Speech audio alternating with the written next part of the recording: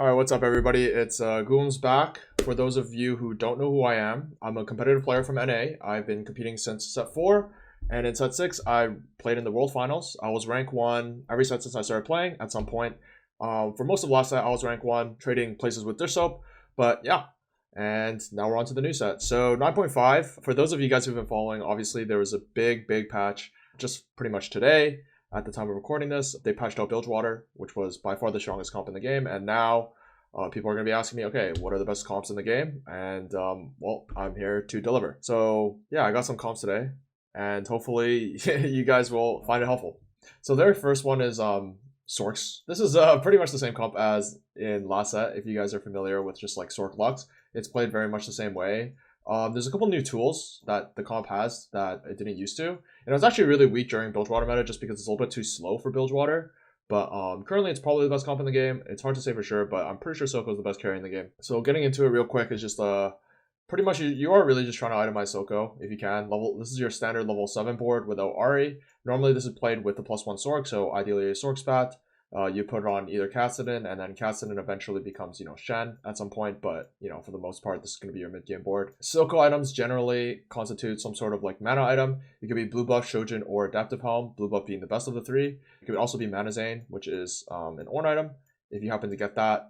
One Morello, because, he just spreads it so well, and then the last item doesn't really matter. Gunblade is good, but just any damage item is fine. JG, Death Cap, all that fun stuff. Honestly, even a second mana item is probably acceptable in most cases, mostly because a lot of the mana items actually give a decent amount of AP. But yeah, this comp is played pretty much the exact same, like I said. So with the exception of you don't really build Sunfire anymore because you are trying to look for that Morello. Sunfire is still fine, and then you just don't build Morello, but Morello is slightly better. Obviously, you want to Spark somewhere. Generally, the best unit to put it on is Taric because he's the tankiest unit here. Taric did get nerfed, but he's still really strong. Normally, you're item holding Malzahar or Cassiopeia with your blue buff and just like random items, the Gunblade. JG doesn't matter. It's just going to be one of these two for the most part. Milio is also fine, but for the most part, it's going to be one of these, and then you just find a replacement Malzahar whenever you can. And then, yeah, level 8, you put in Ari. Sometimes you play J4 as well. If you have a +1, so a Sork +1, you just fit in J4. Where is he? Over here. Probably take out Malzahar, take out Kassadin, put in Shen. And this is probably your standard level 8 board if you have a Sork spot. I've noticed that Talia is slightly better than Sona, but I'm not 100% sure yet. Honestly, it doesn't really matter which multicaster you play between Talia, Sona, and Twisted Fate, but just know that, like, I think Talia is slightly better just because, like, she does have a little bit of CC and she does do a little bit of damage. Even in some scenarios where you have, like, Sork Spout on one of them, whether it be Talia or Sona, in most cases, it'll be fine. And then sometimes you can even toss a mana item on her and she'll do okay. Otherwise, augments for this comp, you're looking for, like, generic stuff. Items are always good, because you can itemize a couple carries. Vel'Koz and Silco are both strong. Obviously, Ari, if you manage to reach her, is going to be really strong. Just like stuff like Sork-specific augments, such as Overcharge Mana Font, is going to be really good. Doesn't really matter. Just generic augments are going to be really good. Obviously, a Sork +1, but that goes without saying. So yeah, that's this comp. Next comp is actually really similar. It's just the Azir comp. Very similar idea. So in this comp, actually, your Azir items tend not to matter all that much. In general, you just want these two items are really good on Azir, and then like even Rage Blade's fine, but like completely unnecessary.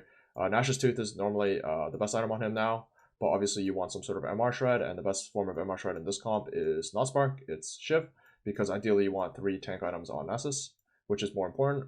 In this comp, you are always going to be trying to ascend Nasus if you can. Well, this comp is probably the most accessible comp in the meta, which meaning that like you can play it from almost any spot that's available to you. Obviously, you can't play with AD items, but you can oftentimes turn a lot of the AD items into AP items. So, like, Sword, I guess, specifically is a little bit on the tougher side, but Sword can be Shojin, GS, or Gunblade, as per usual. Even a BT or Sterak's on Nasus is fine in a pinch. It works as, like, a makeshift tank item, but otherwise, this comp is just, like, really playable. It's really good if you're win streaking early, because, like, these two are really good streak items.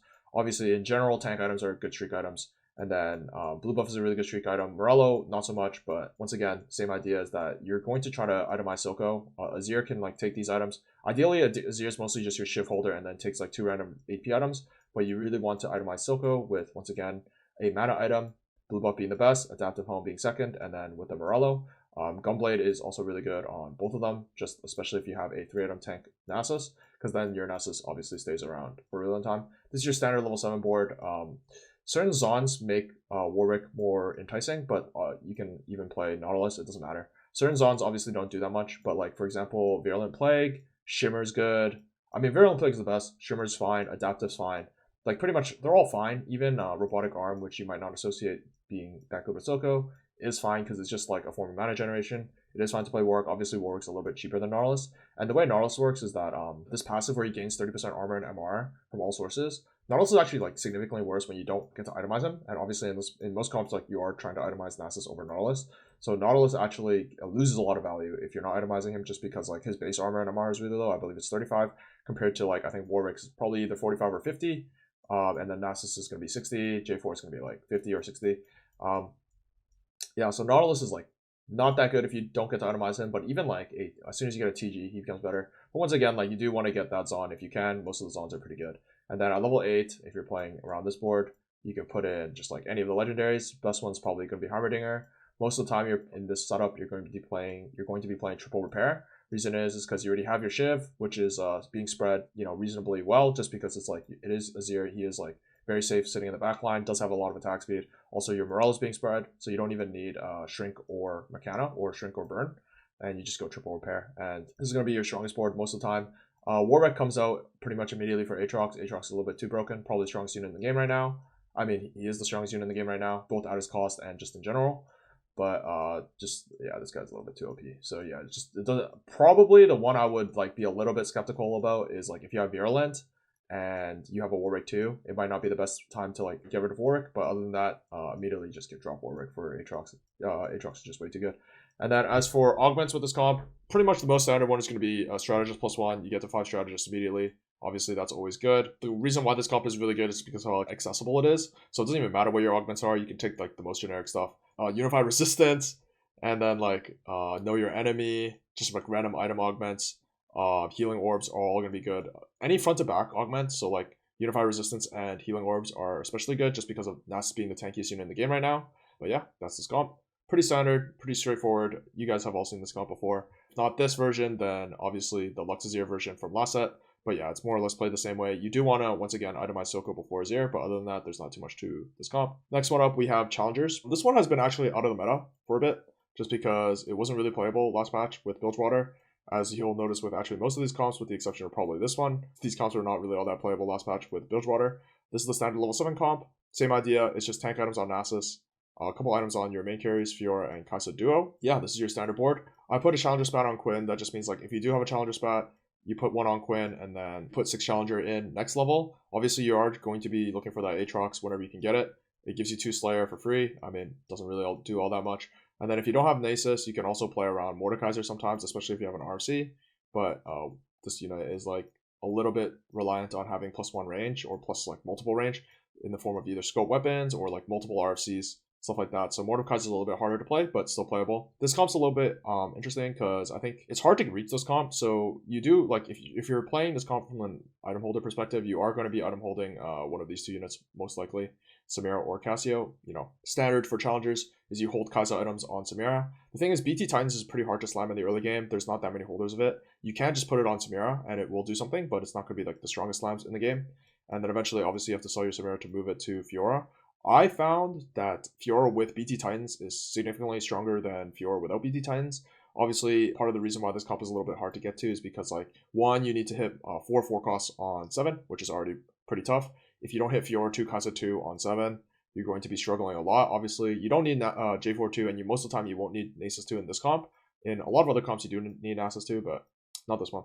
So yeah, obviously the third item is going to be the Radiant item she gets, which is why I didn't put a third item on her. But pretty much like any item is fine. You do want some sort of healing because she gets Radiant Sterax, which benefits really hard off, especially something like BT, but other sources of it, such as Healing Orbs, such as like Harm Assist, even in a pinch with Hodge, stuff like that, is going to do fine. Kaisa just wants generic AP plus Shojin or Adaptive Helm. Both of them are fine, just like Adaptive Helm or Shojin are both mana items. I think Kaisa is probably one of the only units in the game right now where Shojin is going to be better than Adaptive Helm, so keep that in mind. But also, like, it really doesn't matter if you need to build Adaptive Helm, just build Adaptive Helm. Obviously, swords can be quite valuable in this comp in the form of Fiora items or in the form of like other Kaisa items. Also, don't even be afraid to like double Shojin in some cases. Obviously, you don't always have rods. Yeah, just pretty much played the same way as it's always been played. But right now, you just don't play around 6 Challenger all that often. You play around this board instead. This comp is relatively straightforward. I wouldn't say this is the best comp in the game, but if you do have the spot for it, especially if you do have like a +1 or you're shrieking early off your Samira 2, kind of like a Samira 2, Cassio 2, Swain 2 board, then this comp is definitely a comp that you should look for. Obviously, the items are a little bit specific, but it's a pretty strong comp. And it definitely can win. Obviously, you're looking to cap around higher Aatrox, which is pretty much true for every single comp right now. But yeah, in this comp, you're probably more likely to build Shrink and Mechano, just because oftentimes you don't have all 3 forms of, I guess, like debuff. You don't have Even Shroud, Spark, and Morello. Like, Morello Kaisa's fine, but it's not that good. You're not building Sunfire all that often, just in general. And then, obviously, Spark and Even Shroud is like 4 item components, just because like your carries are doing mixed damage. So in this case, when you're playing Heimerdinger, you generally want to go for Mechano double Shrink. So, or, double Mechano Shrink, all that fun stuff. Or even triple Mechano in some cases, obviously. Pretty much just like stay away from the triple pair bot as much as you can with this comp. Obviously, you do want to tailor your Heimerdinger to fit your needs. So up next, we have the Rogue comp. This comp has pretty much been terrorizing, I believe, lower elos. It's really strong in high elo too, don't get me wrong. But this comp is definitely really strong if pretty much you're below Masters. I'd say this is probably one of the strongest comps, just because it's so frustrating to deal with. It's pretty standard, so normally you're rolling at 6 for this exact build. You don't need to play Milo. Oh, sorry, not this exact build. You generally want a Slayer of some sort. The most easily accessible one is Kale. This comp does have a little bit of reliance on your Ixchel portals. So there's Wind, Wood, Fire, Ice, and I'm missing one, but I believe there's 5. Anyways, the best ones are going to be Wood, just because with Wood you can kind of stack up your HP really early and then you get really strong. And then Ice is also really good, just because it's like a mini Zanya's when you play it. I believe Wind is fine, but I've been also told, I've heard mixed opinions about Wind and Fire. Some people say they're good, some people say they're bad. I don't think it really matters all that much, other than the fact that Wood is the best one, in my opinion. And generally, you're rolling on 6 for Kiana 3. Once you hit Kiana 3, you go to level 7 and you try to hit Echo 3 and Katarina 3 as well. There is a version of this where you roll on 5 for Graves 3 with, I believe it's Milio 3 as well, but I'm not entirely sure. I think people will still go for like Kiana's and later go for Katarina and Echo, even if they are playing Graves 3. But yeah, that's a little bit probably more of a niche way of playing this comp. Generally, it is Kiana carry. You do want triple damage items on her. But Sterix, I've noticed that Sterix and healing are by far the best. Eventually, once again, you're capping this board out with just like 4 Slayer. So whether that be Aatrox, normally it's going to look like this, and then like you put in Quinn and Mordekaiser as well. Sometimes if you have a +1, you can go, let's say, Quinn, and then, let's say you don't have Aatrox, you can play J4, and you can pick up a quick Radiant item. It's pretty strong on J4. Realistically, it's just like a little bit mix and match. Most of the time, you're just going to be playing around a level 7 board that looks kind of like this. And then ideally, if you have, once again, +1 Slayer, you'll be playing a 4 Slayer. But yeah, this comp is also relatively straightforward. Most of the time, you're actually not even positioning all that heavily, just because you are going to be positioning your carries onto the Excel hexes. But yeah. I put random items here, Spark, Deathcap, like JG, Hodge. Honestly, these are pretty interchangeable. You do want a Spark somewhere, and you probably want an Even Shroud somewhere as well, just to boost Kiana's damage, but they're not that important, I think, just because like with Rogues jumping into the backline and also with 4 Rogue doing so much magic damage, it's the Spark that's going to be more important than the Even Shroud, but the Even Shroud's also quite powerful. So yeah, that's this comp. And then next we have a reroll Chogath comp. I have everyone in right now, but obviously these 3 are going to be your late game units. So generally speaking, you're rerolling on 5 with this board, and you do really want to have 3 item Chogath. Exactly, these 3 items are always going to be the best. There is no suitable replacement for any one of these items, realistically. Obviously, in some cases, you have like Anima Visage, and you can replace like Declaw, but depending on your lobby, you might want Declaw.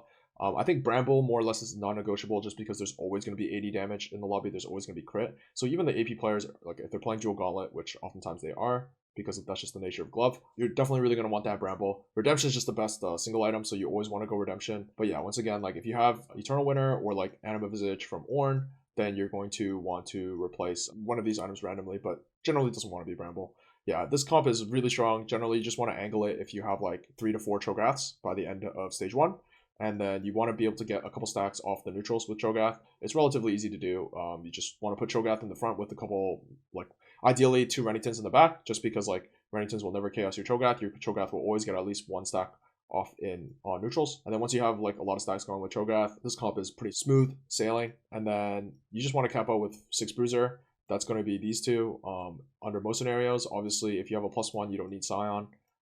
Eventually, you will still want to play Scion. You can go for these two 3-star. Ideally, Cassiopeia is more important.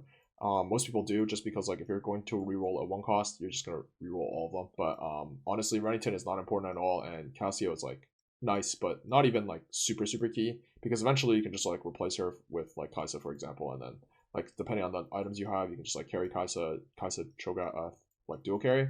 Alternatively, I've seen versions of this build, and this is also a different build at the same time, but versions of this build where people will go for Chogath 3 and then go for Rek'Sai 3, standard Rek'Sai build, which is BT Titans, and then they play around with Quinn, and then obviously, once again, you're capping around Aatrox on 8, but you are rerolling Rek'Sai and Quinn on 7. Most of the time, this is not going to be the case if you play this build, just because like if you're rerolling on 5 for Chogath 3, it's going to be difficult to then be able to go to level 7 and reroll for Rek'Sai and Quinn as well as having items for all your rerolled units is just really tough.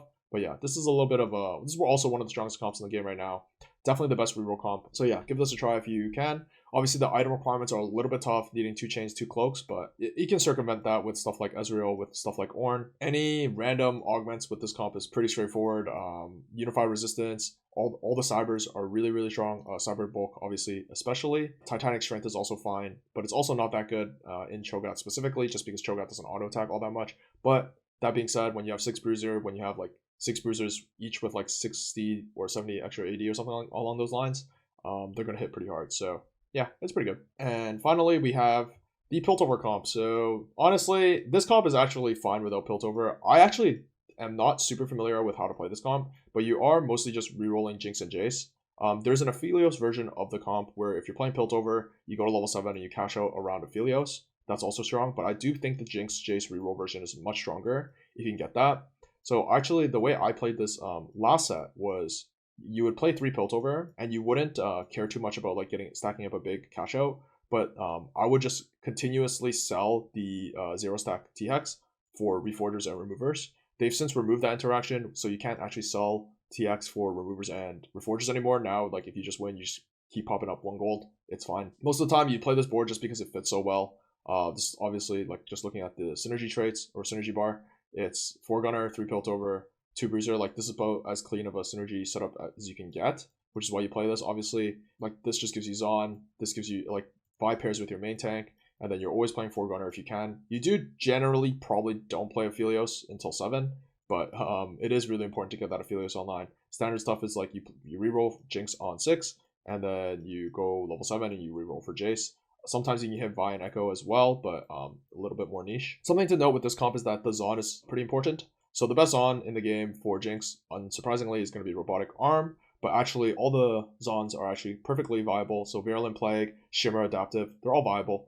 If you have the spot for it, so like Jinx 2, say you open Gunner Heart, for example, because then like that means on your level 7 board, you get to drop Graves. If you open Gunner Heart, you get like Jinx 2, get good items with it. This is definitely one of the best comps to play with your AD items.